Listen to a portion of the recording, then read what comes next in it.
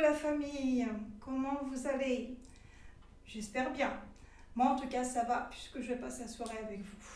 Donc dans un premier temps cette FaceCam et dans un deuxième temps nous nous retrouvons juste après en direct donc sur l'émission Faut qu'on en parle. Voilà.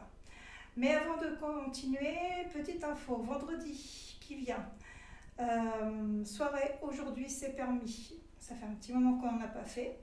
Donc blind test musical pour ce vendredi avec notre Titi au piano en plein live en direct qui nous composera donc les musiques. On devrait passer une excellente soirée, donc n'hésitez pas à partager, à liker, à activer la petite clochette et le petit pouce bleu. Merci, c'est pour nous aider à faire évoluer la chaîne pour le référencement et nous, pour nous donner envie de continuer à avoir la niaque. Voilà. Et de ce pas, eh bien, nous nous retrouvons pour ce sujet du syndrome de Diogène. C'est parti.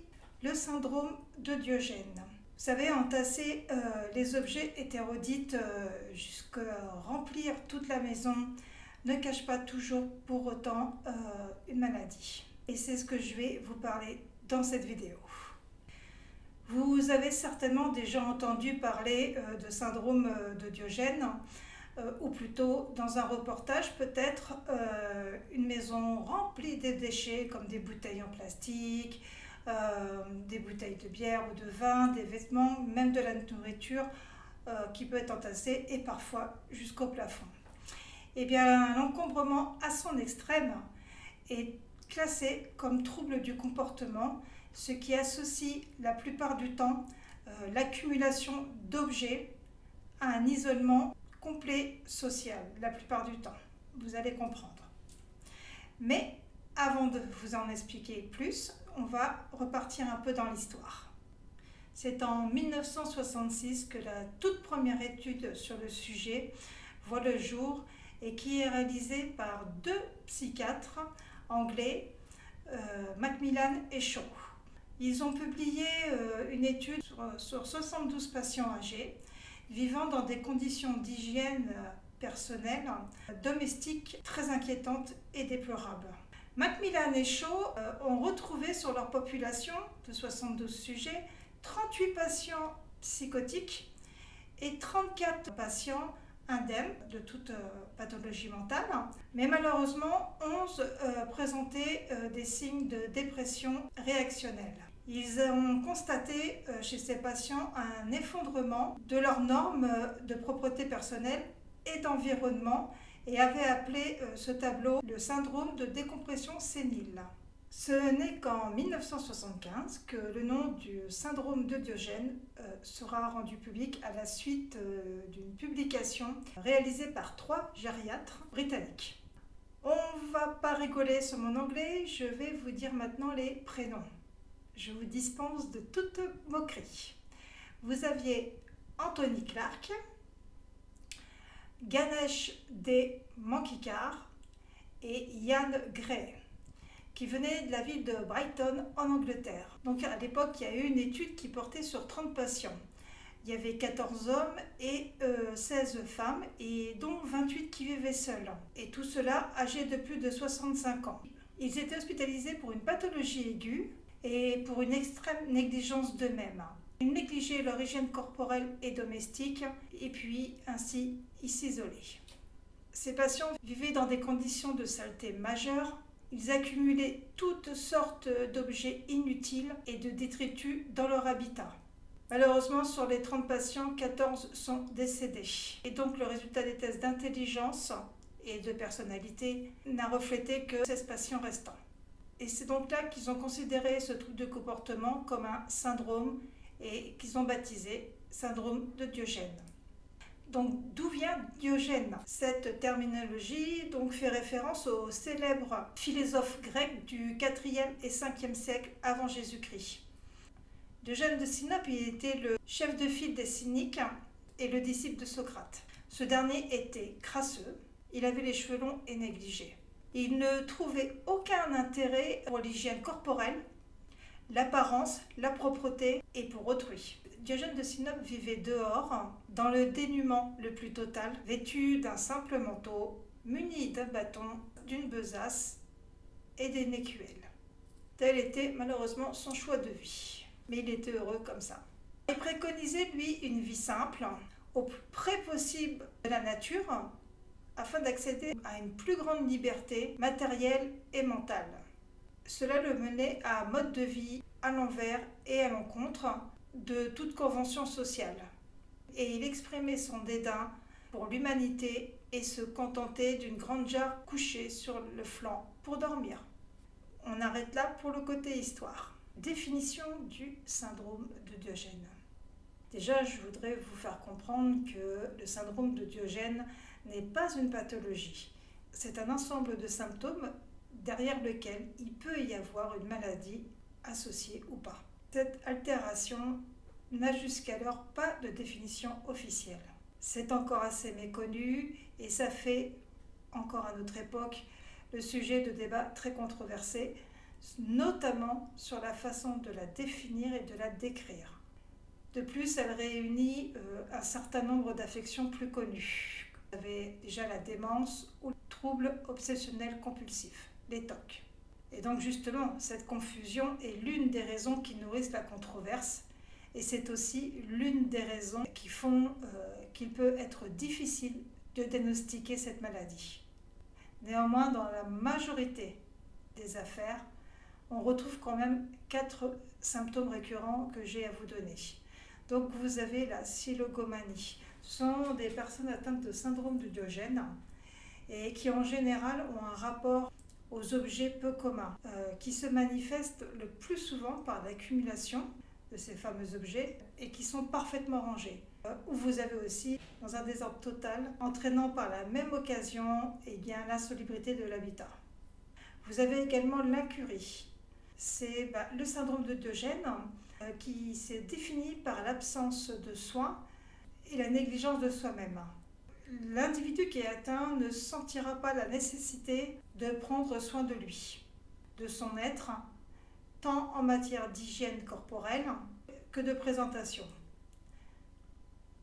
Et il n'éprouve ni gêne ni honte quant à son état. Vous avez aussi l'entassement.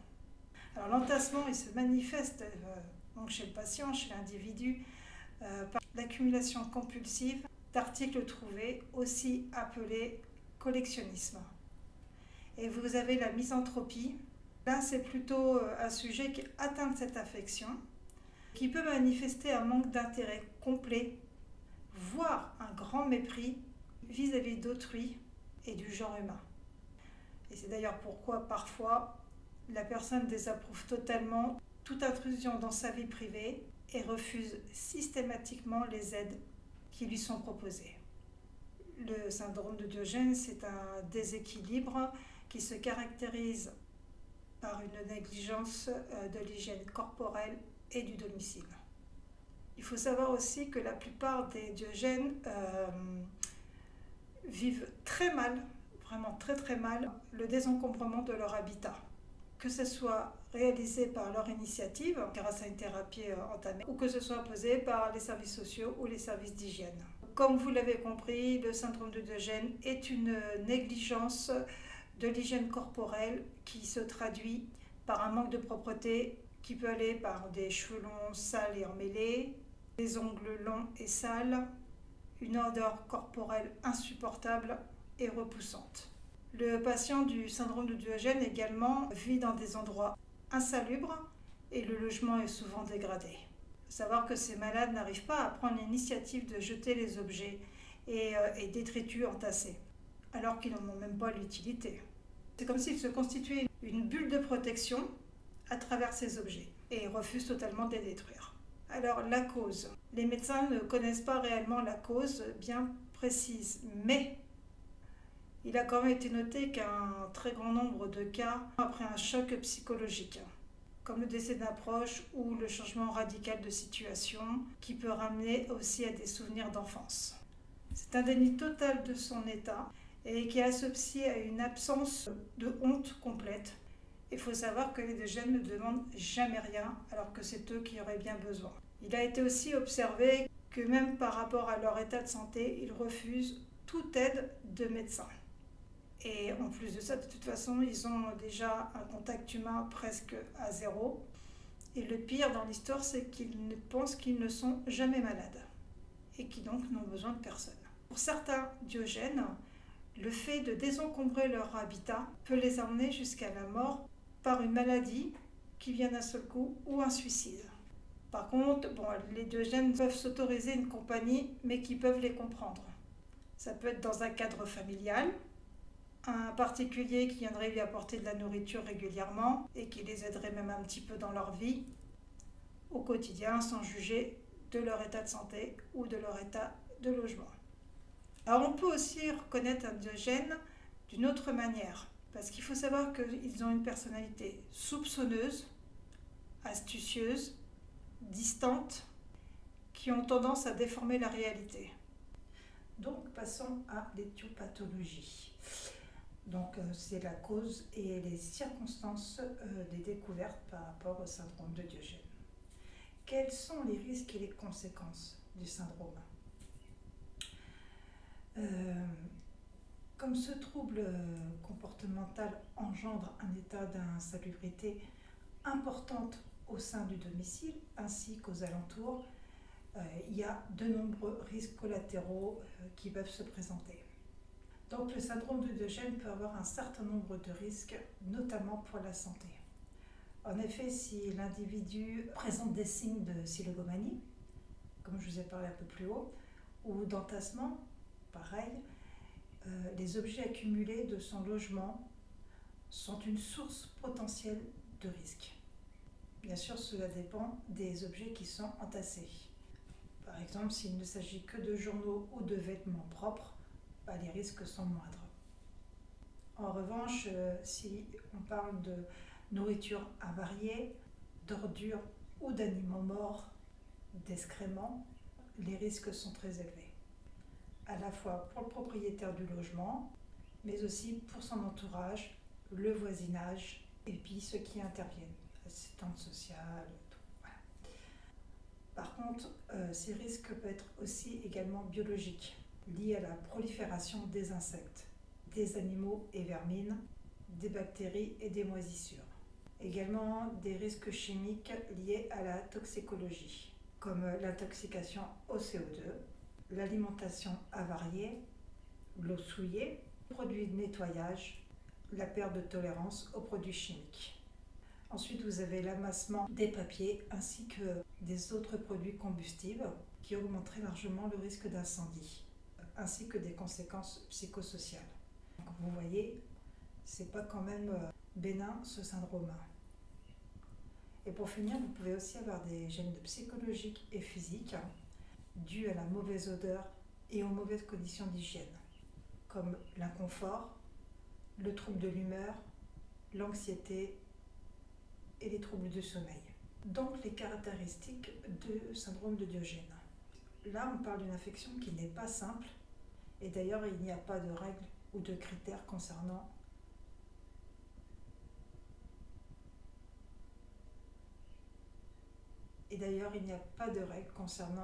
la manière et les critères qu'il faut prendre en compte pour diagnostiquer ce problème. Alors, néanmoins, il y a quand même deux courants qui coexistent. L'un qui rattache le syndrome à une pathologie psychologique, à une pathologie psychiatrique, et puis vous avez l'autre qui indique le choix du mode de vie, en respectant l'expression du libre arbitre, qui d'ailleurs est à l'image de Diogène, si vous vous rappelez ce que je vous ai dit un petit peu plus haut. Donc il se dit que le syndrome de Diogène correspondrait à une réaction au stress spécifique du patient âgé, prédisposé qui comporterait des traits d'anxiété, également d'humeur morose et d'attitude de retrait. Cette réaction constituerait apparemment une attitude active et non une dégradation passive. Il faut savoir que dans les premières études, le trouble apparaissait spécifiquement chez les personnes âgées de plus de 65 ans. Mais des travaux plus récents le décrivent chez aussi des sujets beaucoup plus jeunes. On retrouve une prédominance chez les femmes avec un ratio homme-femme de 1/3 et qui sont souvent veuves. Et pour finir dans les caractéristiques, il faut savoir que c'est très rare de voir deux gènes ensemble. Pour l'approche psychopathologique, du coup, vous avez l'accumulation d'articles par les patients qui peut se faire donc de manière différente, la manière active et la manière passive. Le patient actif, lui, accumule les choses trouvées à l'extérieur en prévision d'une utilisation future.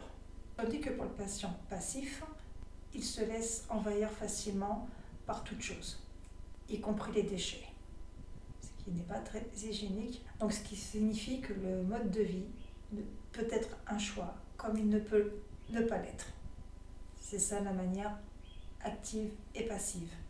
Ensuite, pour finir dans les caractéristiques, il s'avère que le bilan médico-social est en mesure de mettre en évidence ou fronto-temporale comme une maladie schizophrénique, une paranoïa ou un trouble paranoïaque, ou encore une maladie liée à l'alcoolisme, ce qu'on peut également appeler le syndrome de Korsakoff. Ensuite, vous avez donc l'approche de la personnalité. Les individus atteints du syndrome de Diogène, la plupart du temps, ont une personnalité exceptionnelle et qui peut être marquée par une intelligence au-dessus de la moyenne, un caractère assez fort, une personnalité aussi riche et complexe, qui peut même parfois être attirante ou séduisante, mais la plupart du temps très difficile à vivre. Je pense que je connais quelques Diogènes alors. Non, je plaisante. Vous avez l'approche d'une histoire de vie particulière. Alors apparemment, tout semble se déclencher entre l'âge de 0 et 3 ans, par une sorte de cataclysme qui serait survenu dans cette tranche d'âge. Se retrouvant seul et en carence affective, l'enfant, pour survivre, serait amené à faire un choix non conscient, c'est-à-dire ne jamais compter sur autrui. Et donc pour finir, nous allons conclure sur la prise en charge et les questions éthiques du cas du syndrome de Diogène. Donc il faut savoir que le service rendu aux patients suscite certains questionnements, car il y a une énorme différence entre une personne ayant des troubles psychiatriques et une autre qui n'en a pas. Généralement déjà, le syndrome de Diogène est réservé aux personnes qui ont encore leur libre arbitre et qui ont donc fait le choix de vivre tel quel. Par contre, le problème qui se pose dans ces deux cas de figure est en particulier pour le deuxième. La prise en charge est difficile pour l'individu qui refuse catégoriquement toute assistance, afin de savoir s'il s'agit effectivement du syndrome ou d'une autre pathologie. Dès la visite au domicile et jusqu'à la prise en charge, il y aura des précautions à prendre. Le lieu de l'habitation permet de confirmer l'état de salubrité. Et ensuite vient la concertation et l'accord de la famille. La demande de soins est généralement faite en majorité par l'intervention médico-sociale. Et donc, la prise en charge peut se faire de différentes façons. Vous avez par l'hospitalisation, par des soins ambulatoires au maintien du domicile et par un traitement médicamenteux possible uniquement quand le syndrome est associé à une pathologie psychiatrique. Dans tous les cas, de toute façon, une prise en charge sociale sera effectuée qui pourra permettre le maintien au domicile et des bonnes conditions sanitaires. Pour finir, si l'un de vos proches ou connaissances présente un ou plusieurs symptômes du syndrome de Diogène, il est fortement conseillé de prendre contact avec le médecin traitant qui s'occupe de la personne, puisque c'est lui qui va connaître mieux la situation. Il est très important de faire appel aux services de professionnels, comme l'autorité médicale, judiciaire et administrative, pour que la prise en charge se passe au mieux. Alors, petit conseil, les professionnels les mieux adaptés pour cette situation vont être les psychologues, des médecins spécialisés dans le domaine ou d'autres professionnels qui sont expérimentés.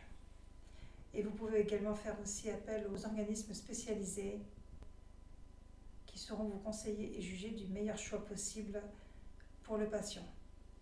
Restez soit au domicile avec un suivi constant, ou plutôt l'intégrer dans un établissement spécialisé comme l'EHPAD. Eh bien, j'espère que vous avez passé un bon moment en ma compagnie, que j'ai réussi à vous apprendre certaines choses sur le syndrome de Diogène. N'hésitez pas à regarder le fichier qui sera mis sur Discord parce que vous avez beaucoup plus de détails. Chaque chose que donc, je vous ai parlé pendant la vidéo, je l'ai beaucoup plus détaillé en fichier. Voilà. Mais sinon, on aurait duré une vidéo de je ne sais combien de temps. Moi, je vous retrouve tout de suite en live sur la chaîne YouTube Kaléidoscope. Pour ceux qui ne peuvent pas me rejoindre, je vous souhaite une très bonne soirée et vous dis à bientôt. Également pour ceux qui regarderont en replay. N'oubliez pas, vendredi, donc aujourd'hui c'est permis avec Titi, alias Saint-Émilion au piano, qui nous composera les musiques que vous devrez trouver. Voilà, je vous embrasse, je vous dis à tout bientôt. Tendresse et chocolat. Bordel, je vous aime.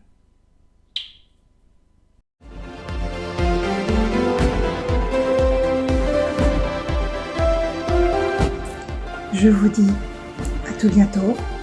Et vous savez, tendresse et chocolat. Bordel, je vous aime.